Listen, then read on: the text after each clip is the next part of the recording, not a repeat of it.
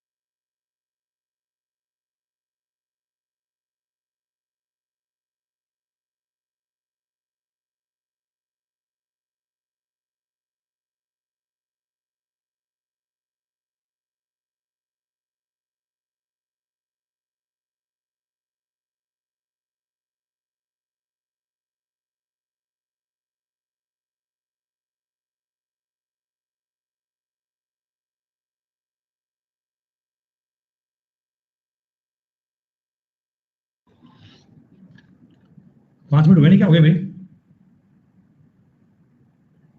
Welcome back.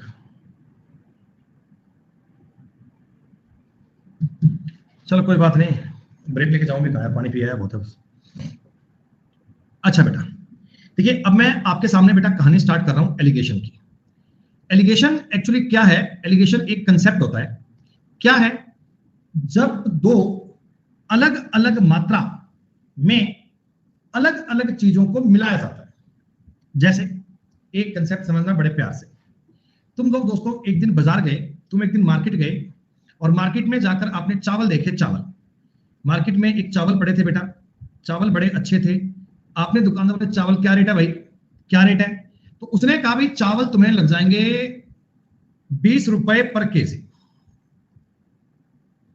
ठीक है भैया, चावल उसने कहा लग जाएंगे 20 रुपए पर केजी। तो आपने कहा ठीक है, एक काम कर भाई, x किलो चावल तोल दे। भैया 20 रुपए पर किलोग्राम के चावल थे, तुमने कहा x किलोग्राम चावल तोल दे, उसने तोल दिए, थैले में डाल दिए। लेकिन तभी आपकी नजर दूर पड़े एक और चावल थे, एक और क्वालिटी के चावल थे, मतलब इन चावल की क्वालिटी ए थी तो इन चावल की क्वालिटी बी थी। एक बी क्वालिटी के चावल पड़े थे, आपने कहा इसका रेट बताओ क्या है? तो उसने कहा नहीं नहीं साहब वो तो महंगे हैं, वो 30 रुपए पर केजी के चावल है, वो 30 रुपए पर केजी के चावल है। तो आपने कहा फिर क्या हो गया है, हमें ये भी चाहिए, तो एक काम कर y किलोग्राम चावल ये भी तोल दे। दोस्तों आप लोगों ने 20 रुपए पर किलोग्राम केजी के चावल खरीदे, 30 रुपए पर किलोग्राम केजी के चावल खरीदे। क्या बताओ बेटा, आपकी जेब से टोटल खर्चा जो हुआ वो 20x प्लस 30y हुआ क्या? ऐसा ही हुआ क्या? इतनी बात समझ में आ रही है सबको?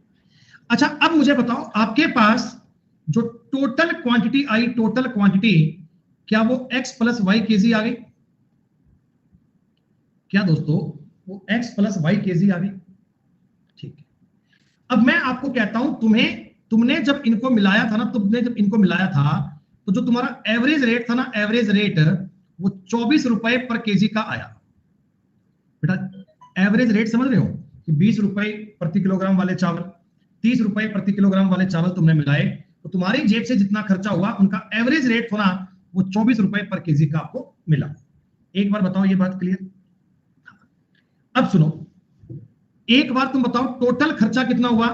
देखो इसमें खर्चा हुआ 20x, इसमें खर्चा हुआ 30y, इतना ही तो खर्चा हुआ। अरे बताओ इतना ही तो खर्चा हुआ। हाँ। और दोस्तों एवरेज वाली बात की बात निकालो, अरे एवरेज सवाल में दिया हुआ है, एवरेज सवाल में दिया हुआ है, क्वेश्चन में प्रोवाइड करवाया जाएगा। सवाल तुमको कहता है तुम्हारी जेब से इतना खर्चा हो गया 20x प्लस 30y। क्या दोस्तों ये खर्चा 24 रुपए के रेट से x प्लस y किलोग्राम के खर्चे के बराबर होगा क्या? भाई एवरेज को टोटल से गुणा कर दिया, कुल खर्चा आ गया। भाई ये भी मैंने अलग लैंग्वेज में लिखा है, टोटल खर्चा लिखा है, ये भी मैंने टोटल खर्चा लिखा है। क्या इतनी बात आप सब लोगों को समझ में आ गई क्या? क्या बेटा इतनी बात आप सबको पल्ले पड़ गई क्या? हाँ। अब दोस्तों अगर मैं थोड़ा सा इस बात को सॉर्ट आउट करूं, 20x प्लस 30y बराबर 24x प्लस 24y कह सकता हूं? आप कहोगे हाँ सर कोई दिक्कत नहीं। अब बेटा मैं कह रहा हूं x वाले तुम एक तरफ कर लो, y वाले एक तरफ कर लो। 20x जब उधर जाएगा और 30y इधर आएगा तो ये 30y इसमें से अगर मैं y कॉमन, ये बनेगा, समझ में आया तुम्हें? ये ऐसे लिखकर बताऊं कि 30y माइनस 24y, कई लोग बोल देंगे सर ये y कैसे आ गया, मेरे को डर लगने लग गया आजकल से। 30y माइनस 24y बराबर 24x माइनस 20x। अब ठीक है, पहले ही लिख रहा हूं ना, x लिखना सही लगता है पहले मुझे, x लिखूंगा, अंदर बनेगा 24 माइनस 20 बराबर y कॉमन लूंगा 30 माइनस 24, कोई दिक्कत? y इधर ले आऊं, x बटा y क्या बन जाएगा, x बटे y, तो आप कहना 30 माइनस 24 बटा 24 माइनस 20। ये वाली बात, दिस इज द मेथड, इसको एक बार आप लिखो बेटा, ये बात एक बार लिखो आप। 3/2 नहीं चाहिए मेरे को सिर्फ बेसिक बताना है कि ये कैसे क्या लिखते हैं। लेकिन बेटा अब एग्जामिनर कहता ना कि ये चीजें बार बार करना बड़ा बोरिंग लगता है, इतना प्रोसेस करना मतलब यो वाहियात काम लगता है। तो हमने क्या करा बेटा, इस चीज को समझने के लिए एक छोटा सा कंसेप्ट बना लिया। कंसेप्ट क्या है सुनो, तुमने मार्केट में चावल देखे, ये चावल थे 20 रुपए पर केजी वाले, तुमने कहा बहुत बढ़िया बात है। ये चावल थे 30 रुपए पर केजी वाले, बहुत बढ़िया बात है। आपने इनको मिलाया और एवरेज का रेट, यानी एवरेज मतलब जो होता है ना बीच की टोटल चीजें, इसका रेट तुम्हें मिला 24 रुपए पर केजी, इसका रेट मिला 24 रुपए पर केजी। तो सवाल पूछेगा कि आपने किस अनुपात में इनको मिलाया था, आपने किस रेशो में इनको मिलाया था? बेटा ये वाले x थे और ये वाले y थे, मेरे को x और y का अनुपात चाहिए। तो x कैसे आएगा, x कैसे आएगा? 30 में से 24 घटा के आएगा। तो डायरेक्ट मैं करता हूं बेटा 30 में से 24 घटा के लिख देता हूं, 30 में से 24 घटा के ऐसे। y कैसे आएगा? y 24 में से 20 घटा के आएगा, यानी इन दोनों का डिफरेंस आएगा, इन दोनों का डिफरेंस आएगा y के लिए। तो इसको लिख दिया मैंने 6, इसको 4। मेरे सवाल का उत्तर आ गया 3/3/2 कि x और y मैंने 3:2 में मिलाए थे। x और y को मैंने 3:2 में सम्मिश्रण किया था। आपने आज तक ये पढ़ा था कि इनको ऐसे क्रॉस किया करते हैं। ये सब बच्चों को बात पता होती है कि क्रॉस करते हैं, लेकिन करते क्यों हैं ये बात बहुत कम लोग जानते होते हैं। तो आज आपको ये कहानी समझ में आ गई कि हमने इनका क्रॉस में डिफरेंस क्यों लेना है, क्या कारण है, इससे क्या रेशो बन जाता है। थोड़ी बहुत बात समझ में आई, जितना मैंने आपको समझाया उसका 10-20% तुम्हें पल्ले पड़ा।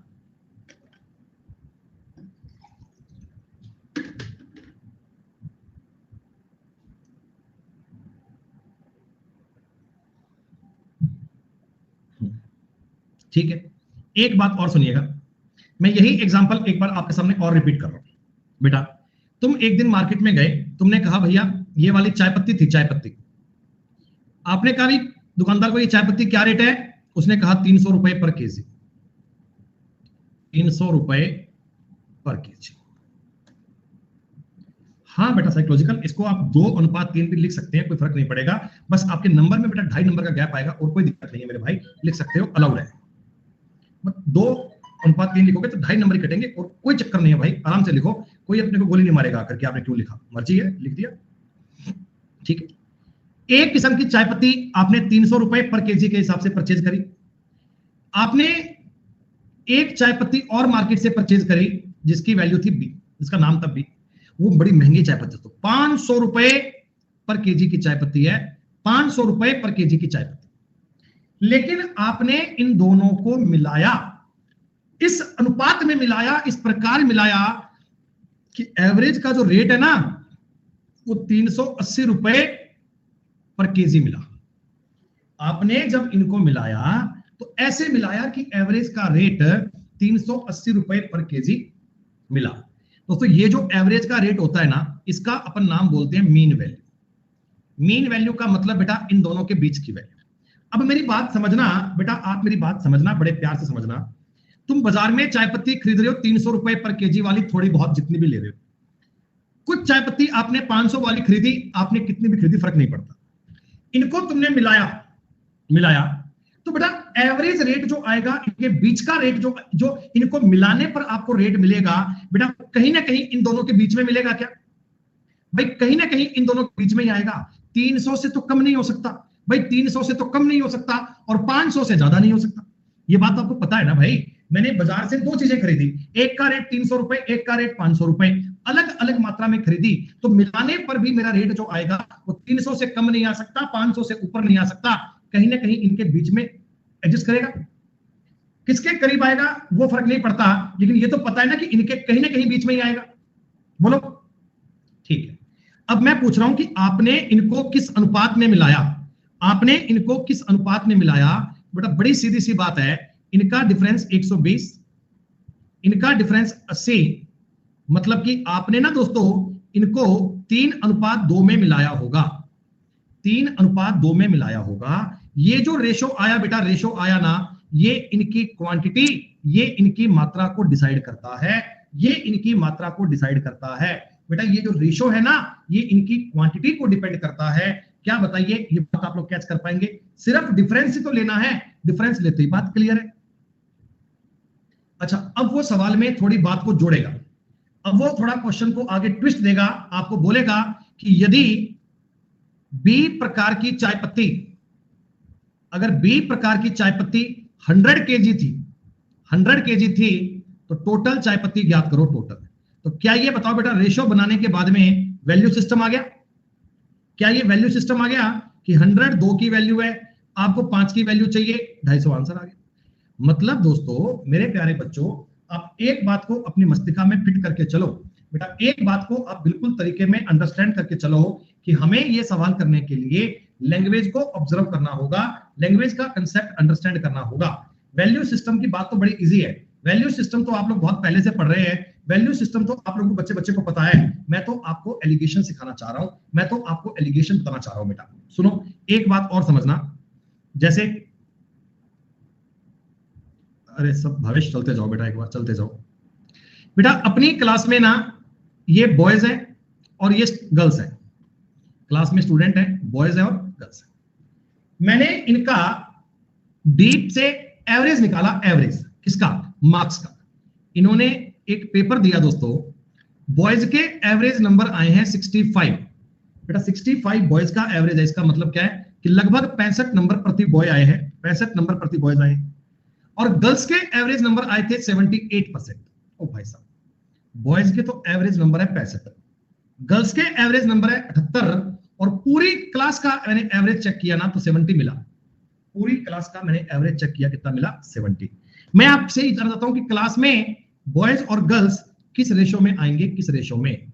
बेटा क्लास में बॉयज और गर्ल्स किस रेशो में आते हैं, तो इधर बताओ 8 आएगा, इधर रेशो 5 आएगा। ये नंबर ऑफ बॉयज या गर्ल्स का रेशो आया है, ठीक। अब वो तुम्हें बोलेगा कि टोटल बच्चे क्लास में 195 थे, ये तुम्हें एक लाइन और बोल देगा कि टोटल स्टूडेंट क्लास में 195 थे, तो बताओ क्लास में बॉयज कितने थे, या बताओ क्लास में गर्ल्स कितने थे। डिपेंड करता है ना बात पे बेटा, वो तुमको बॉयज या गर्ल्स पूछ लेगा तो कोई दिक्कत थोड़ी है। अगर बॉयज पूछता तो 195 बटा 13 गुणा 8 करना है, 120, और गर्ल्स पूछेगा तो 75।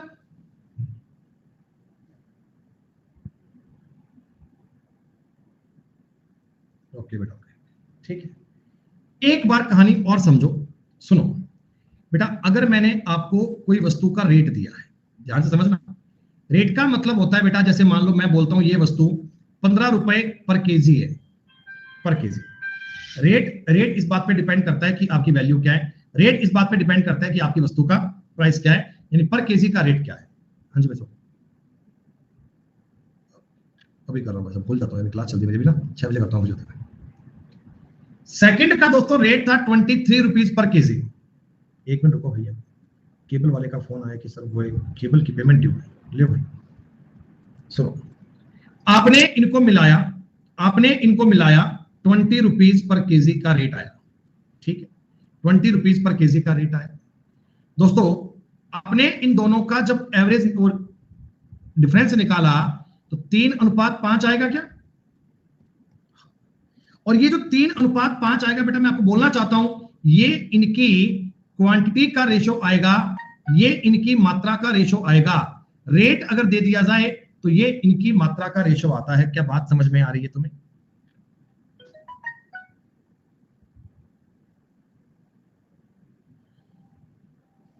एक बात और सुनिए बेटा, मैंने एक वस्तु बेची, मेरे को ना उस पर 20% का प्रॉफिट हुआ। मैंने मार्केट में कोई वस्तु बेची, अरे रेट जो होता है ये डिपेंड करता है पर केजी पर डिपेंड करता है, तो केजी मात्रा होती है रिया। तुम्हें हर सवाल में यही कहना होता है क्या।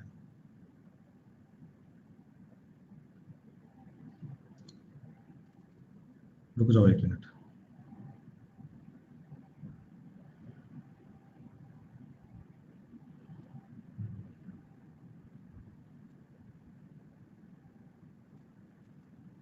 रुक जाओ बेटा, मैं बाद में भूल जाता हूँ, फिर उसको पेमेंट करना, फिर अगला फोन करता है बाद में, अच्छा नहीं लगता। देव केबल HMH,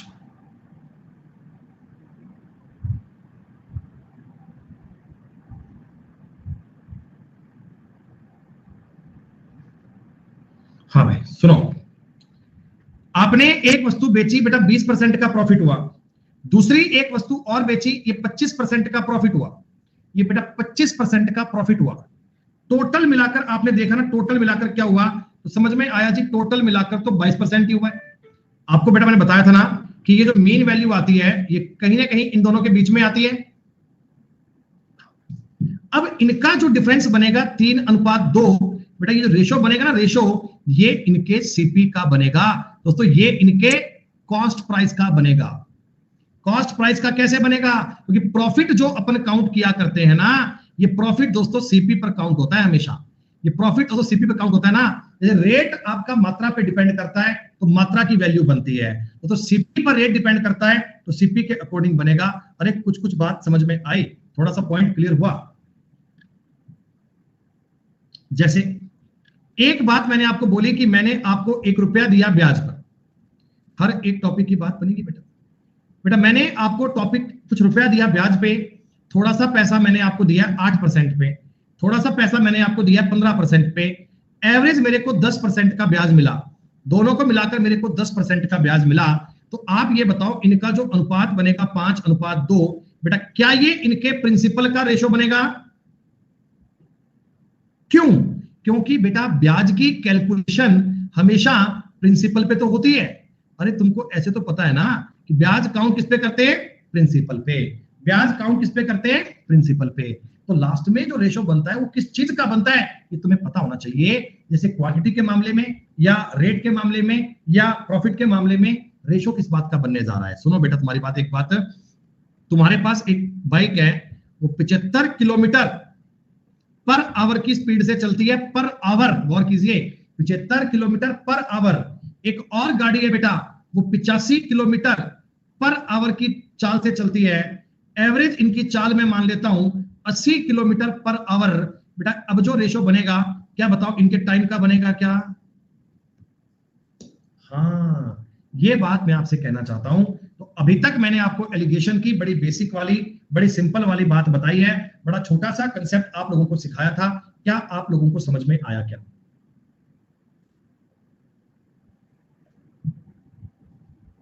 फिर से एक बात को समझने की कोशिश करना। एक लास्ट बार एग्जांपल और ले रहा हूं बेटा। ये तुमने वस्तु खरीदी है 150 रुपए पर केजी के हिसाब से, एक वस्तु तुमने और खरीदी 250 रुपए पर केजी के हिसाब से, और इतनी मात्रा में ली है कि एवरेज का रेट है ना वो 220 रुपए पर केजी पड़ रहा है। बेटा आपको एवरेज रेट 220 रुपए पड़ रहा है, ठीक है। तो आप मुझे बता पाएंगे कि ये जो रेशो बनेगा 30 बनेगा, और इधर बेटा कितना 70 बनेगा। यानी मैं मात्रा की बात करूंगा तो 3:7 में बनेगी। अब 3:7 में कहने के बाद मैं आपको टोटल बता दूं, टोटल 100 किलो है, तो आप क्या पाओगे ना ये 30 किलो है, ये 70 किलो है। या सपोज दैट आपको इसकी मात्रा मिल जाए तो आप एक ही भी ज्ञात कर सकते हो। अगर आपको इसकी मात्रा मिल जाए तो आप डिफरेंस भी ज्ञात कर सकते हो, आप टोटल भी ज्ञात कर सकते हो। वैल्यू सिस्टम के अकॉर्डिंग सब कुछ ज्ञात कर लोगे ना बेटा। मेजर बात है रेशो बनाना। रेशो बन गया, सारा काम बन गया, फिर कोई दूर दूर तक डाउट नहीं है, फिर किसी बात में आपत्ति नहीं है बेटा। मजा आया तुम्हें कंसेप्ट देखकर? चलिए एक बड़ी जरूरी, बड़ी छोटी, बड़ी आवश्यक और इंपॉर्टेंट बात कर लेते हैं बेटा। एक देखो, अभी तक मैं आपको इसका रेशो ज्ञात करना बता रहा था, अब मैं चलता हूं सेकंड वाली बात। ठीक, अपने पास बेटा एक क्लास चल रही है, एक स्कूल चल रहा है, एक कुछ भी मान लो, ठीक है।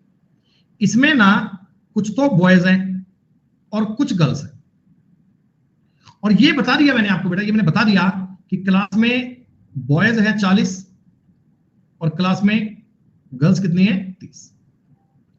ये चीज आपको मान लो सवाल में प्रोवाइडेड है कि भाई साहब 40 तो लड़के हैं और 30 लड़की हैं। बॉयज के जो एवरेज नंबर आए, दोस्तों मैंने परीक्षा दी थी, मैंने एक एग्जाम दिया था, तो बॉयज के एवरेज नंबर आए थे ना, वो आए थे 80% मान लो, कोई दिक्कत नहीं। बॉयज के एवरेज नंबर कितने आए? आपने कहा जी 80% आए। गर्ल्स के एवरेज नंबर कितने आए मेरे को पता ही नहीं है भाई साहब, गर्ल्स के नंबर के बारे में पता ही नहीं। और पूरी क्लास का अगर एवरेज ज्ञात करेंगे तो पूरी क्लास का एवरेज आया था 71%। पूरी क्लास का एवरेज आया था 71%। दोस्तों हमें बताना है कि गर्ल्स के मार्क्स कितने आएंगे, गर्ल्स के मार्क्स कितने आएंगे, ये बात आपको चेक करनी है। तो आइए आपको मैं सवाल कैसे करने हैं काउंट करके बता रहा हूं बेटा। देखो बॉयज के नंबर है 80%, गर्ल्स के कितने मेरे को पता नहीं है, मेन वैल्यू 71 दी गई है। यहां इनकी क्वांटिटी का रेशो बनता है, और बेटा दिए गए सवाल के अकॉर्डिंग क्वांटिटी का रेशो 4:3 आना चाहिए क्या? ये चीज मैंने अपने मन से नहीं मानी है, मुझे सवाल में दी गई है कि क्वांटिटी इनकी 4:3 में आनी चाहिए। बोलो हाँ। चलो वैसे तुम्हें अब नियम समझ में आया कुछ कुछ, कि हम ना इनका इनका अंतर इधर लिखते हैं, इनका इनका अंतर इधर लिखा करते हैं, ऐसे काम होता है ना बेटा। हाँ। तो आप मुझे बताओ 80 और 71 का अंतर बनता है 9। 80 और 71 का अंतर कितना बन रहा है? 9। बेटा ये अगर 9 बनता है, ये अगर 9 बनता है, 3 3 9, तो बताओ इस वाले पॉइंट पर 12 बनना चाहिए। रेशो 4:3 कब बनेगा? रेशो 4:3 कब बनेगा?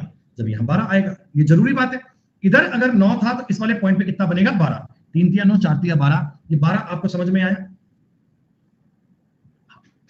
अब दोस्तों मेरे को गर्ल्स के नंबर चाहिए, गर्ल्स वाली जगह पे अब वो लिखना, गर्ल्स वाले स्थान पर वो लिखना कि उसका और 71 का डिफरेंस 12 आ जाए। डिफरेंस बेटा 12 आ जाए तो कई लोग कहेंगे सर यहां पर 83 लिख लो, कई लोग कहेंगे 83 लिख लो, लेकिन बेटा 83 लिखते ही सवाल गलत हो जाएगा। आप कहोगे क्यों सर? मैंने आपको एक बात स्टार्टिंग में बोली थी, बेटा ये जो मीन वैल्यू है ना, मीन वैल्यू ये कहीं ना कहीं इन दोनों के बीच में एग्जिस्ट करती है। मीन वैल्यू कहीं ना कहीं इन दोनों के बीच में एग्जिस्ट करती है। 71 ये संख्या बेटा 80 से छोटी है, तो आप मुझे बताओ इधर वाली संख्या से बड़ा आएगा ना बेटा, तो आपको 71 में से 12 कम करना चाहिए, गर्ल्स के नंबर आएंगे 59%। अरे आपको ये बात समझनी है बेटा, याद नहीं करनी। मीन वैल्यू जो होती है, मीन वैल्यू वो बॉयज और गर्ल्स के जो नंबर है उनके बीच में एडजस्ट करती है। आपने एक को 80 मान लिया, एक को 83 मान लिया, तो 71 तो बनना संभव ही नहीं, फिर तो पॉइंट बन ही नहीं पाएगा, सवाल हो ही नहीं पाएगा। अगर हमें सवाल को पूरा करना है तो इस प्रकार की जानकारी को समझ में बात करना। क्या तुम्हें दूसरे पर्सन को ज्ञात करना समझ में आया? एक दो एग्जाम्पल से बात को और स्पष्ट करते हैं, एक दो एग्जाम्पल से कहानियों को और क्लियर करते हैं। मैं चाहता हूं ये बात बिल्कुल बढ़िया क्लियर हो जाए। बेटा आपने क्लास में एग्जाम्पल सेम ले लेता हूं, बॉयज गर्ल्स का ही, बॉयज और गर्ल्स है आपके स्कूल में, आपकी क्लास में जो भी है, ठीक है, ठीक। बॉयज के एवरेज नंबर कितने आए हैं मेरे को नहीं पता, मेरे को पता ही नहीं भाई साहब बॉयज के नंबर कितने का आए हैं, लेकिन गर्ल्स के नंबर 80% आए थे भाई साहब, गर्ल्स के नंबर 80% आए थे, ठीक। पूरी क्लास के नंबर ना, पूरी क्लास के नंबर 74% आए, पूरी क्लास के नंबर कितने आए? 70। और आपको ये बात भी सवाल में दी गई, ये बात भी दोस्तों आपको सवाल में दी गई कि क्लास में बॉयज है 15 और गर्ल्स है 25, बॉयज है 15 और गर्ल्स कितनी है? 25। तो आप मुझे बताओ दोस्तों, बॉयज और गर्ल्स का रेशो कितना? 3:5 बन रहा है क्या? अरे बताओ भैया, बॉयज और गर्ल्स का रेशो 3:5 बन रहा है। इधर इन दोनों का डिफरेंस बन रहा है 6, तो बेटा इनका डिफरेंस कितना बताओ? 10 आना चाहिए क्या? भैया ये 3 का डबल है, ये 5 का डबल ही तो आएगा, तभी तो काट के 3:5 बन पाएगा। अब मुझे बताओ बॉयज के नंबर 84 लिखूं या 64 लिखूं? आप कहना से 64 लिखो, 74 से छोटा बनना चाहिए, 74 से कम वाली वैल्यू आनी चाहिए, क्योंकि जो मीन वैल्यू होती है वो उन दोनों के कहीं ना कहीं बीच में आती है। एग्जैक्टली तो नहीं, लगभग कहीं ना कहीं बीच में एग्जिस्ट करती है, और उसी बीच में हमें उसे देखना पड़ता है। उम्मीद करता हूं कोई ना कोई बात तो समझ ही पा रहे होंगे, थोड़ा सा आइडिया तो बात का आ ही रहा होगा।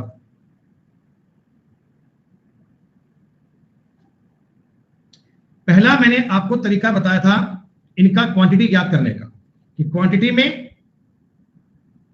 रेशो बनेगा वो क्या बनेगा।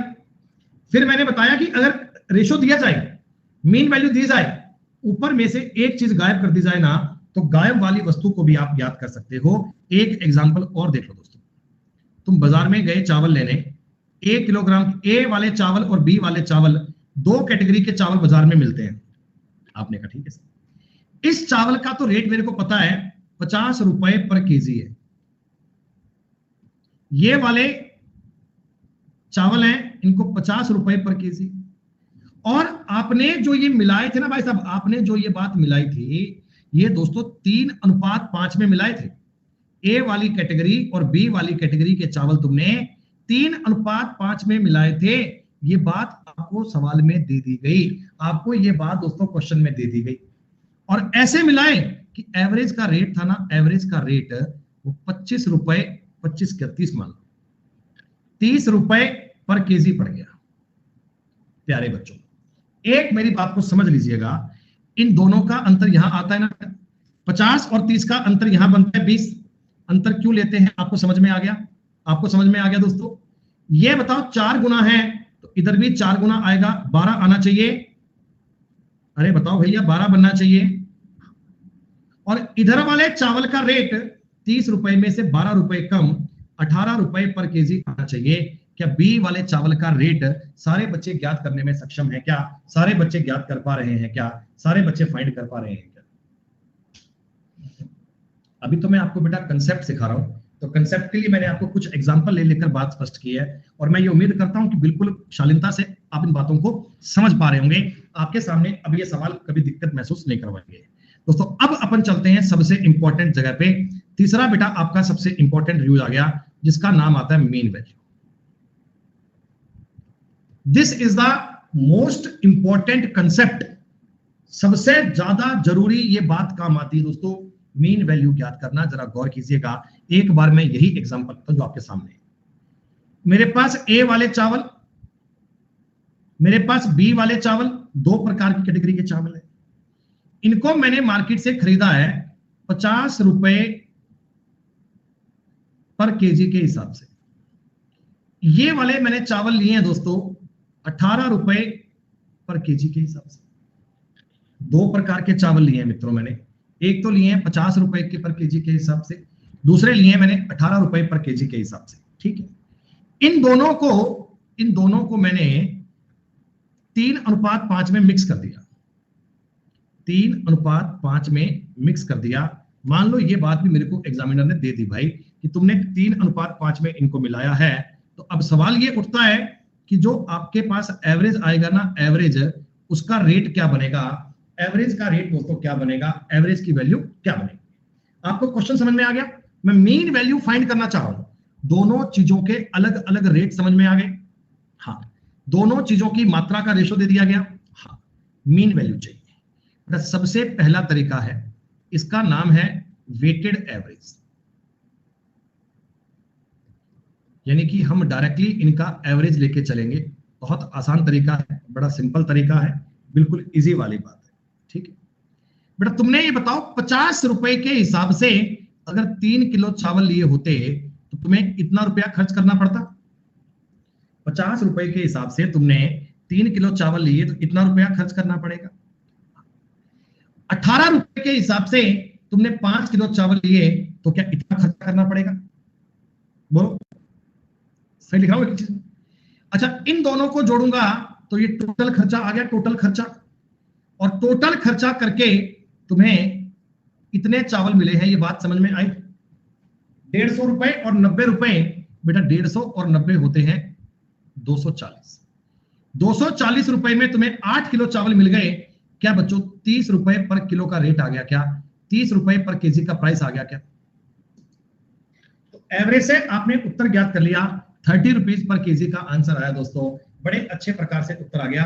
वेटेड एवरेज का तरीका आप लोगों को समझ में आया? क्या वेटेड एवरेज की बात आप सब लोगों को पल्ले पड़ी बेटा? ये तरीका बहुत जरूरी है बेटा, ये तरीका आपको आना चाहिए। देखिए, इसको फाइंड करने के मैं आपको 3 तरीके बताऊंगा।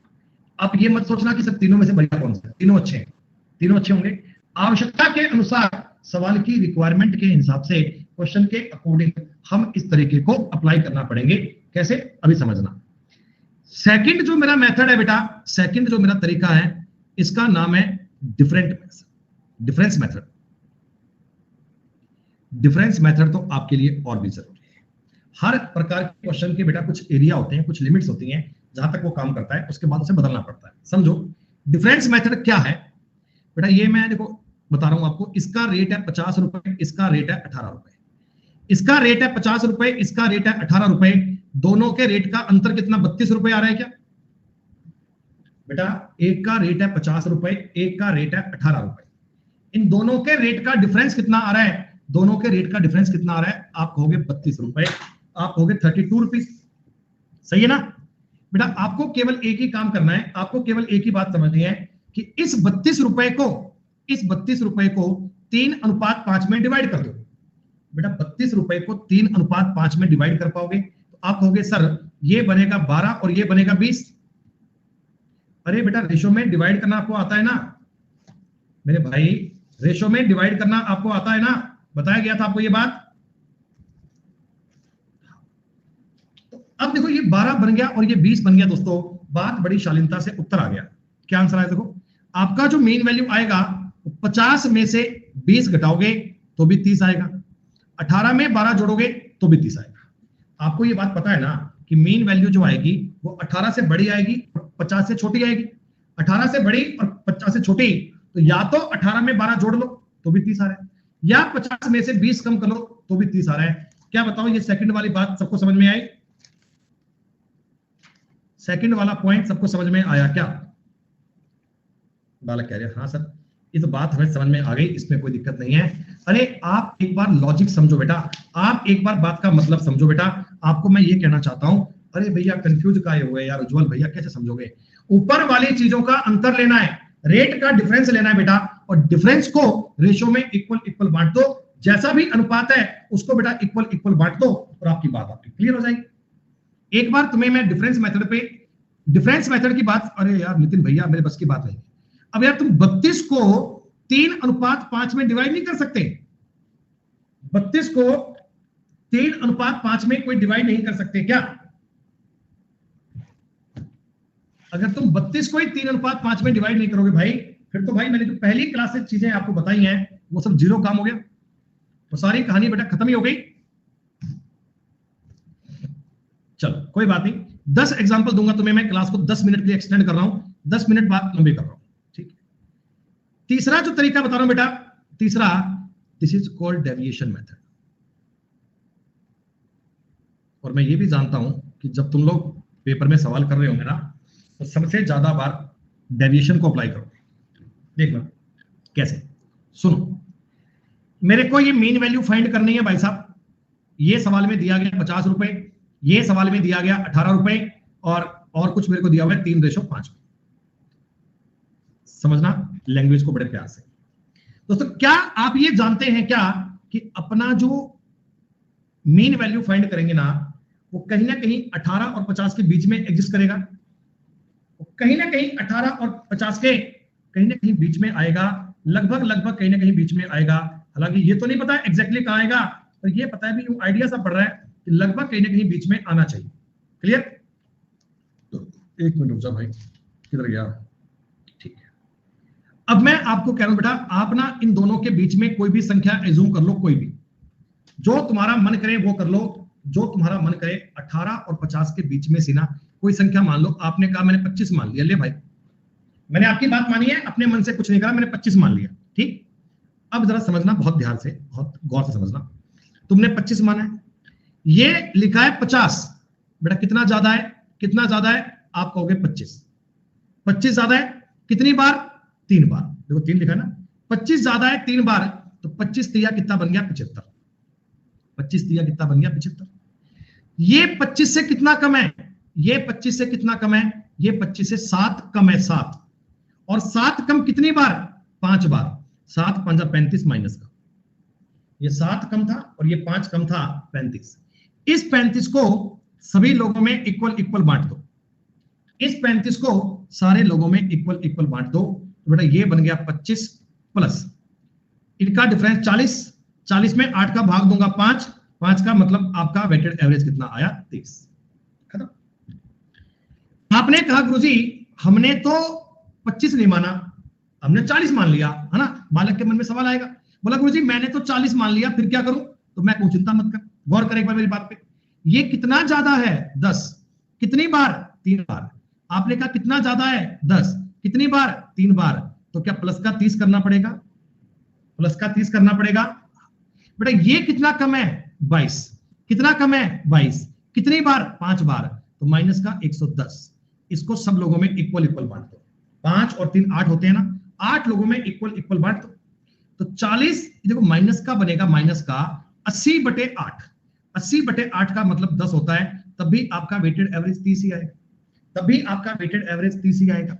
आपने कहा सर अगर बाय चांस मैंने एग्जैक्टली 30 ही मान लिया तो, अगर मैंने 30 ही मान लिया तो दिक्कत ही नहीं है। ये 20 या 60 ज्यादा है, प्लस का 60। ये 12 5 60 कम है, माइनस का 60। डेविएशन इसका 0 आया, उत्तर 30 ही आता। आप किसी भी प्रकार में ट्राई कर लो भाई, आप कोई भी संख्या मान लो, आपके सवाल के उत्तर में कभी वेरिएशन नहीं आ सकता। एक बार सुधांशु कह रहा है सबसे अच्छा तो वेटेड एवरेज ही है। सुधांशु भैया आप भी इसी क्लास में रहना, कल मैं भी इसी क्लास में आऊंगा, मैं आपको 5-4 बार ये सवाल करवा के बताऊंगा। अगर आप वेटेड एवरेज से सवाल कर दो तो मेरी गारंटी है, आप चेक कर दीजिएगा। आप वेटेड एवरेज से सवाल कर दो तो मेरी गारंटी है भाई। एक तुम्हें सवाल बताऊं, तुमने ए वाले चावल खरीदे, ए वाले चावल जिनका रेट था 35.2 रुपए पर केजी। इसमें आपने कहा कि सर इस वाले चावल का रेट है 37.3 रुपए पर केजी। ठीक, इसको आप लोगों ने मिलाया है 17:19 में मिलाया है, तो बताओ मुझे वेटेड एवरेज क्या बनेगा? बता भाई, कैलकुलेशन करेगा है भाई, ऐसे करेगा कि 35.2 गुणा 17 प्लस 37.3 गुणा 19 बटे 17 प्लस 19, और भैया कर लेना सवाल कैसे करेगा। मैं आपको ये कहना चाहता हूं बेटा, मैंने आपको पहले भी कहा था कि तरीके आप लोगों को तीनों आने चाहिए। आप अगर एक तरीके के रिजल्ट बन जाते हैं कि मुझे कुछ और अब पढ़ना ही नहीं है, बेटा गलत काम कर रहे हैं, आप सही नहीं है। आपको तीनों तरीके आएंगे तो ही आपके लिए बेनिफिशियल है। आपको वेटेड एवरेज के सवाल में वेटेड एवरेज भी लगाना आना चाहिए, जहां डिफरेंस काम कर रहा है वहां डिफरेंस भी लगाना आना चाहिए, जहां डेविएशन काम कर रहा है वहां डेविएशन लगाना चाहिए। मतलब क्लिक करना सीख जाओगे जब तुम सवाल करोगे ना बेटा, एक सवाल को तीनों टाइप से करना, देन यू रियलाइज कि किस प्रकार के सवाल को कैसे करना इजी रहता है। अब आपने कहा गुरुजी डिफरेंस से करेंगे तो भैया डिफरेंस से करने का भी बात को समझिएगा, डिफरेंस से करने के बारे में जरा अंडरस्टैंड कीजिएगा। हाँ जी,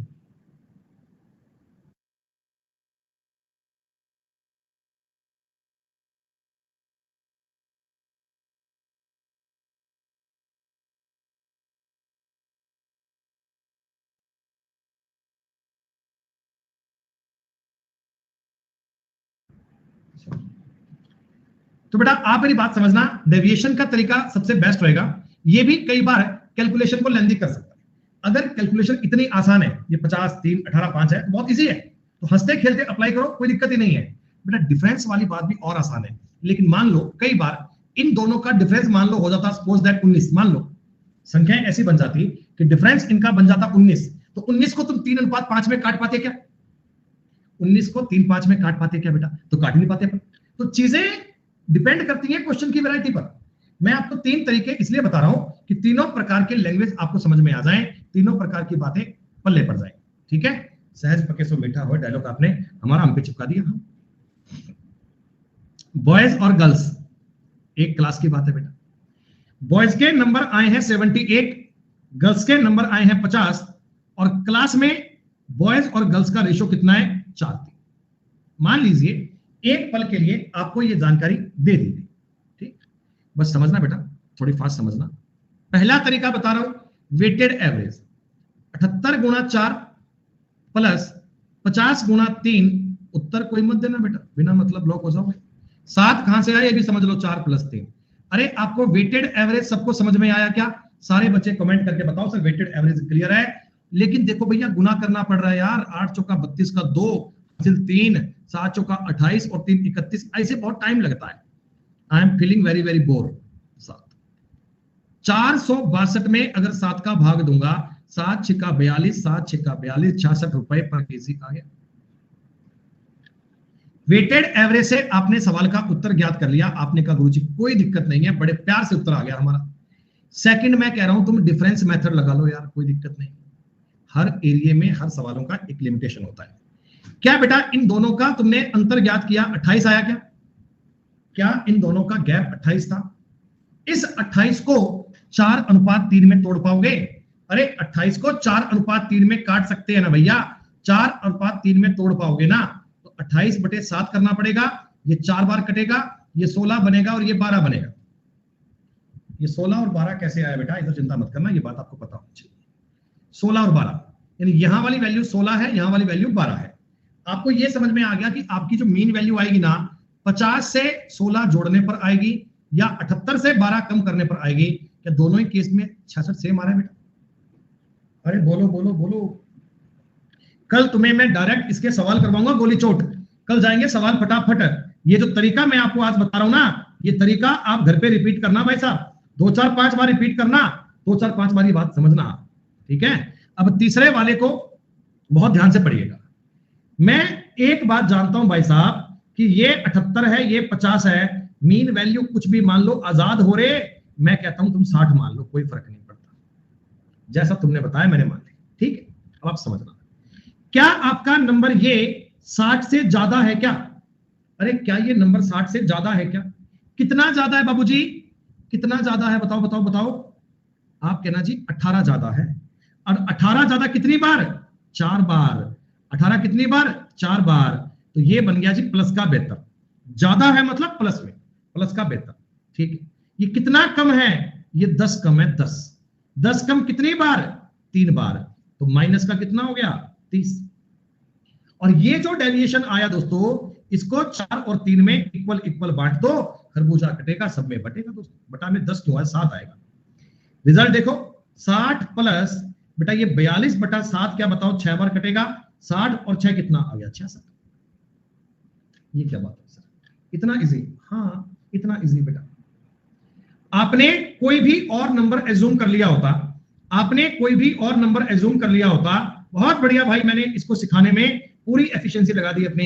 अंकुश कह रहे हैं कंफ्यूज्ड, नहीं समझ में आया सर, नहीं समझ में आया सर, कैसे बता रहे हो, क्लियर ही नहीं हो पा रहा। वाह अंकुश, ये तुम्हारी कोई नई बात नहीं है भाई, हम जानते हैं ये शौक पुराने हैं। क्लास 10 मिनट और बेटा अपनी लेट चल गई है। एक बात तुम एक सवाल लास्ट और देख लो यार, तुमने मार्केट से कोई सामान खरीदा 45 रुपए पर केजी, ये घर पे चीजें रिपीट करके आना, कल की क्लास में ऐसे ही कहीं मुंह उठा के आ जाओ बेटा, ये चीजें आपको घर से रिपीट करके आनी है भाई साहब। टॉपिक तुम्हें इतना बढ़िया लगेगा कि एलिगेशन के सवाल को लपक के पढ़ा करोगे कि लाओ लाओ सवाल कहां है, हम बताएं आंसर क्या आएगा। सुनो भैया, सुनो भैया, पहली बात करते हैं वेटेड एवरेज की। वेटेड एवरेज कैसे करोगे? आप कहना गुरुजी तो संख्याएं बहुत आसान है, 45 गुणा 2 70 गुणा 3 बटा में 2 और 3 5, 90 और 210 300 बटे 5 सर 60 बनेगा। ये तो बच्चों ने कहा गुरुजी 60 तो पता ही है, कोई दिक्कत वाली बात ही नहीं है। मैंने कहा चलो तुम एक काम करो, डिफरेंस से करो। डिफरेंस इन दोनों का 25 बन रहा है क्या? 25 को अगर 2 3 में काटूंगा ये 10 बनेगा, ये 15 बनेगा, तो 45 में 15 जोड़ने पर 60 ही बनता है बेटा। 45 में 15 जोड़ने पर 60 ही बनता है, 60 बनता है। तीसरा पॉइंट बेटा हम करेंगे डेविएशन से, जिसमें मैं कहूंगा कोई भी एक नंबर एज्यूम कर लो। अब ये नालायकों वाले बात 57 मानेंगे, तुम 57 सही 3 4 मान लो बेटा, जरूरी है। कैलकुलेशन को टफ करना कोई जरूरी थोड़ी है, राउंड फिगर माना करो, राउंड फिगर जिसमें आपका चीजें आसान रहे। आपको गुरुजी मतलब 51.3 मानूंगा, आंसर आएगा 100% आएगा, लेकिन आप ऐसा नंबर मानो जिससे आपकी कैलकुलेशन आसान रहे। मैंने इनके बीच में 60 मान लिया, सब दूंगा मान के, ठीक है। ये 15 कम है बेटा, 15 कम है 2 बार तो माइनस का बन गया 30, ये 10 ज्यादा है 3 बार तो प्लस का 30। अरे भैया डेविएशन 0 बन गया तो यही 60 उत्तर आ गया। एक बालक कहता गुरुजी मैं तो ये नंबर 20 मानूंगा। ले तुम 20 मान लो यार, बस 20 मानना है 20 मान लो, ये बात है। अब बताओ 20 से ये कितना ज्यादा है 25, कितनी बार 2 बार, डेविएशन कितना आया प्लस का 50। ये कितना ज्यादा है 50, कितनी बार 3 बार, तो प्लस का 150। 5 में इक्वल इक्वल बांट तो 200 बटे 5 40 आएगा, 20 और 40 60 आंसर आएगा। ये लो भैया। अरे मैं कहता हूं 100 मान लो, अरे तुम्हें कोई बस की बात नहीं है, 100 मान लो। हम बीच में संख्या बोलने का इसलिए कहते हैं कि कैलकुलेशन में टाइम बच जाए, डेटा आसान रहे, टफ काम नहीं करना पड़े। आपने अगर 100 मान लेंगे तो क्या फर्क पड़ता है। ये 55 कम है 2 बार, माइनस का बनेगा 110। ये 30 कम है 3 बार तो माइनस का बनेगा 90 बटा में 5। 200 बटे 5 40, 100 में से 40 घटाओगे उत्तर 60 ही तो आएगा। सब लोगों को डेविएशन की बात समझ में आई? किस प्रकार अपन अप्लाई कर रहे हैं, चेक पा रहे हो आप लोग? तो बेटा ये मैंने आज की क्लास में आपको डेविएशन टॉपिक का जो बेस कंसेप्ट है वो क्लियर करने की कोशिश की है। दोस्तों हो सकता है किसी बात में आपको हल्का फुल्का डाउट रह गया हो, लेकिन बेटा मैंने अपनी एफिशिएंसी से बेस्ट चीजें आपको बताने का प्रयास किया है। तो आप लोग बेटा कल की क्लास में आने से पहले ये सारे कंसेप्ट एक बार खुद से रिपीट करके, खुद से रिवाइज करके अच्छे से इनको समझकर आइएगा। फिर कल बेटा अपन दोबारा से ये कंसेप्ट आगे बढ़ेंगे, कल आपको इन पर और ट्रांसपेरेंसी आएगी, कल आप इनके एक्सपर्ट और बन पाओगे दोस्तों। ठीक है जी, तो आज इतना ही बेटा, फिर कल मिलते हैं। तब तो शुक्रिया दोस्तों, नमस्कार, जय हिंद, जय भारत।